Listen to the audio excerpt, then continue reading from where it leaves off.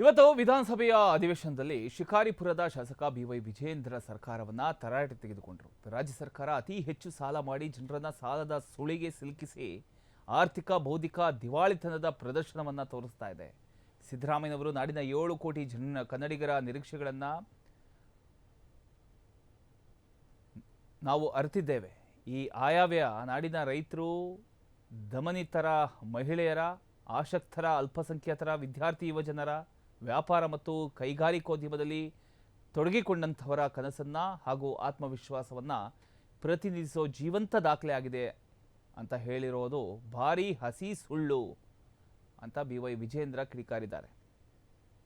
Budget ಅನ್ನ ಮಾನ್ಯ ಹಣಕಾಸಿನ ಸಚಿವರಾಗಿರುವಂತಹ ಮುಖ್ಯಮಂತ್ರಿಗಳು ತಮ್ಮ ರಾಜಕೀಯ ಸಂಧ್ಯಾ ಕಾಲದಲ್ಲಿರುವಂತಹ ಸಂದರ್ಭದಲ್ಲಿ 17ನೇ ಬಜೆಟ್ ಅನ್ನ ಮಂಡನೆ ಮಾಡುವಂತಹ ಸಂದರ್ಭದಲ್ಲಿ ಒಂದು ಸುವರ್ಣಾವಕಾಶ ಇತ್ತು.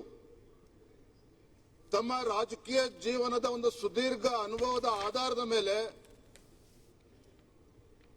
ರಾಜ್ಯದ ಸಂಕಷ್ಟಗಳಿಗೆ, ನಾಡಿನ ಜನರ ಅಪೇಕ್ಷೆ ತಕ್ಕಂತೆ ಇದೆಲ್ಲದಕ್ಕೂ ಕೂಡ ಉತ್ತರವನ್ನ ಕಂಡುಕೊಳ್ತಕ್ಕಂಥ ಒಂದು ಅವಕಾಶಗಳು ಇತ್ತು. ಆದರೆ ಯಾಕೋ ಏನೋ ಗೊತ್ತಿಲ್ಲ, ಮಾನ್ಯ ಮುಖ್ಯಮಂತ್ರಿಗಳು ಮಂಡಿಸಿದಂತ ಬಜೆಟ್ ಅನ್ನು ನೋಡಿದಾಗ ಎಲ್ಲೋ ಒಂದ್ ಕಡೆ ಅಸಹಾಯಕರಾಗಿ ಮಾನ್ಯ ಹಣಕಾಸಿನ ಸಚಿವರಾಗಿರುವಂತಹ ಮುಖ್ಯಮಂತ್ರಿಗಳು ತಮ್ಮ ರಾಜಕೀಯ ಸಂಧ್ಯಾ ಕಾಲದಲ್ಲಿರುವಂತಹ ಸಂದರ್ಭದಲ್ಲಿ 17ನೇ ಬಜೆಟ್ ಅನ್ನ ಮಂಡನೆ ಮಾಡುವಂತಹ ಸಂದರ್ಭದಲ್ಲಿ ಒಂದು ಸುವರ್ಣಾವಕಾಶ ಇತ್ತು. ತಮ್ಮ ರಾಜಕೀಯ ಜೀವನದ ಒಂದು ಸುದೀರ್ಘ ಅನುಭವದ ಆಧಾರದ ಮೇಲೆ